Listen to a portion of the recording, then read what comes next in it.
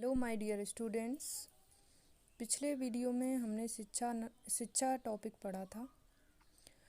Time कम होने के कारण मैंने बीएड के फर्स्ट ईयर के फर्स्ट पेपर शिक्षा के दार्शनिक और समाजशास्त्री परिपेक्ष और डीएलएड के सेकेंड सेमेस्टर के फर्स्ट पेपर से कुछ ऐसे टॉपिक सिलेक्ट किए हैं जो बीएड में भी हैं, बीएड के फर्स्ट पेपर में भी हैं और डीएलएड सेकेंड सेमेस्टर के फर्स्ट पेपर में भी हैं। ऐसा हो सकता है कि बीच में कोई टॉपिक छूट जाए तो उन्हें मैं बाद में अलग अलग वीडियो बनाकर डिस्कस करूँगी।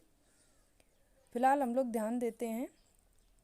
आज मैंने एक महत्वपूर्ण टॉपिक सिलेक्ट किया है, आदर्शवाद। तो आदर्शवाद के बारे में जानते हैं। तो सबसे पहले आदर्शवाद को समझने से पहले हम दर्शन शब्द का अर्थ समझ लेते हैं। तो दर्शन है क्या? दर्शन का अंग्रेजी रूपांतरण है फिलॉसफी। फिलॉसफी शब्द दो शब्दों से मिलकर बना है, फिलॉस प्लस सोफिया, जिसका अर्थ है विद्या अथवा ज्ञान के प्रति प्रेम। जो विद्या अथवा ज्ञान से प्रेम करते हैं उन्हें ही दार्शनिक कहते हैं। समाज में प्रत्येक क्रिया का आधार कोई न कोई दर्शन होता है। जैसे हम क्या खाते हैं, क्या पहनते हैं, क्या सोचते हैं, किस धर्म को मानते हैं आदि का नियंत्रण किसी न किसी दर्शन से ही होता है। जैसे कोई दर्शन आत्मा और नियंता पर विश्वास करके चलता है। यहाँ पर नियंता का अर्थ है आत्मा का निर्माण करने वाला, अर्थात परमात्मा। मैंने बताया जैसे कोई दर्शन आत्मा और नियंता पर विश्वास करके चलता है और दूसरा दर्शन पदार्थ को ही सत्य मानकर चलता है। तो जो दर्शन आत्मा और नियंता पर विश्वास करके चलता है, अर्थात आत्मा और मन पर विश्वास करके चलता है, वो विचारधारा आपकी आदर्शवाद कहलाती है। और जो दर्शन पदार्थ को ही सत्य मानकर चलता है वो विचारधारा आपकी प्रकृतिवाद कहलाती है। अर्थात दर्शन से ही आदर्शवाद विचारधारा और प्रकृतिवाद विचारधारा का जन्म हुआ है। आदर्शवाद विश्व की प्राचीनतम विचारधारा है। आदर्शवाद का अंग्रेजी रूपांतरण आइडियलिज्म है। आइडियलिज्म दो शब्दों से मिलकर बना है, आइडिया प्लस इज्म, जहाँ पर एल साइलेंट है। आइडिया का अर्थ है विचार और इज्म का अर्थ है वाद, अर्थात आइडियलिज्म का अर्थ है विचारवाद। इसे कुछ अन्य नामों से भी जाना जाता है, जैसे आधारवाद, विचारवाद आदि। अब हम लोग इसके समर्थक जान लेते हैं। तो आदर्शवाद के समर्थकों के नाम हैं सुकरात, Plato, Descartes, Berkeley, Kant, Fichte, Schelling, Hegel, Green, हावर, अरविंद, दयानंद, विवेकानंद आदि। एक बार फिर से सुन लेंगे, बहुत ही महत्वपूर्ण है। सुकरात, Plato, Descartes, Berkeley, Kant, Fichte, Schelling, Hegel, Green, हावर, अरविंद, दयानंद, विवेकानंद आदि। इसी में आगे हम जानते हैं कि प्लेटो के विचार सिद्धांत से ही आदर्शवाद सिद्धांत का विकास हुआ है। अगर पूछा जाए कि आदर्शवाद विचारधारा का विकास कैसे हुआ है, किससे हुआ है, तो प्लेटो के विचार सिद्धांत से हुआ है। आदर्शवाद के अनुसार आध्यात्मिक जगत को ही सर्वोपरि माना गया है।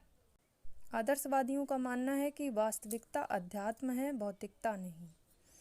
मन और आत्मा पदार्थ और शरीर जैसे भौतिक तत्वों से अधिक महत्वपूर्ण है। इसमें मन और आत्मा को अधिक महत्वपूर्ण माना गया है। इनका मानना है कि मनुष्य सर्वोच्च रचना है। इन्होंने सत्यम शिवम सुंदरम को ही सर्वोत्तम आध्यात्मिक मूल्य माना है। इनका कहना है कि ब्रह्म ज्ञान ही उत्तम ज्ञान है। आदर्शवाद के अनुसार संपूर्ण जगत को दो रूपों में बांटा गया है, एक है आध्यात्मिक जगत और दूसरा है भौतिक जगत। इन्होंने आध्यात्मिक जगत की तुलना में भौतिक जगत को तुच्छ माना है। आदर्शवादियों की मान्यता है कि आध्यात्मिक जगत की तुलना में भौतिक जगत एक झलक मात्र है, क्योंकि भौतिक जगत नाशवान है।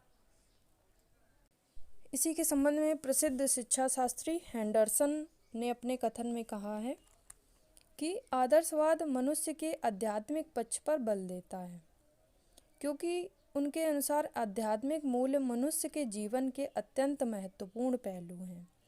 सीमित मन असीमित मन से उत्पन्न होता है और व्यक्ति तथा संसार दोनों ही परम सत्य की अभिव्यक्तियां हैं। भौतिक जगत की व्याख्या आध्यात्मिक जगत से ही की जा सकती है।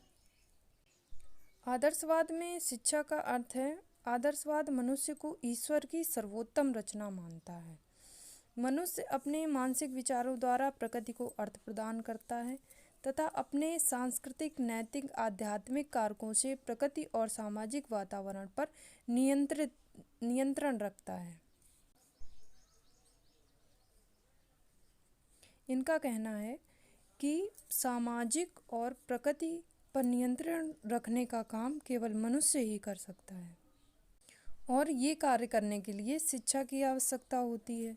बिना शिक्षा के मनुष्य पशु के समान जीवन व्यतीत करता है, लेकिन जब वह शिक्षा प्राप्त करता है तो उसे सामाजिक आदर्शों, मान्यताओं, मूल्यों की जानकारी प्राप्त होती है, जिससे वह समाज का उत्तम नागरिक बनकर शिक्षा से प्राप्त आदर्शों, अनुभवों को आत्मसात कर लेता है। आई होप कि आपको आदर्शवाद टॉपिक क्लियर हो गया होगा। इसी के साथ आज का टॉपिक समाप्त करते हैं। धन्यवाद।